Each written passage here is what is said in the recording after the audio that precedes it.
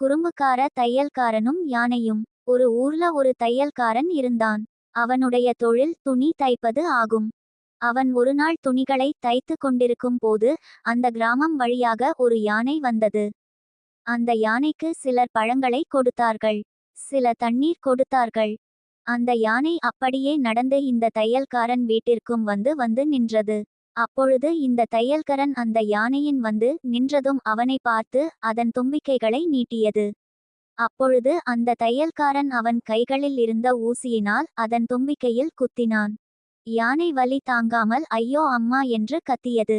பிறகு அங்கிருந்து நகர்ந்து சென்று சற்று தொலைவில் இருந்த ஆற்றிற்கு சென்று அங்கு கொஞ்சம் அழுக்கு தண்ணீரை தனது தும்பிக்கையால் உறிஞ்சி எடுத்து பிறகு மெதுவாக நடந்து வந்து அந்த தையல்காரன் வீட்டு முன்பு நின்றது. தையல்காரன் மீண்டும் வெளியே வந்து பார்த்தான். அப்பொழுது அந்த யானை அது உறிஞ்சி எடுத்து வந்த அழுக்கு தண்ணீரை அந்த தையல்காரன் மீது தெளித்தது. இப்பொழுது தையல்காரன் எனது நல்ல சட்டை இப்படி ஆகி விட்டதே என்று மிகவும் வருந்தினான். கருத்து: விளையாட்டிற்காக கூட நாம் மற்றவர்களை துன்புறுத்தக் கூடாது. Web links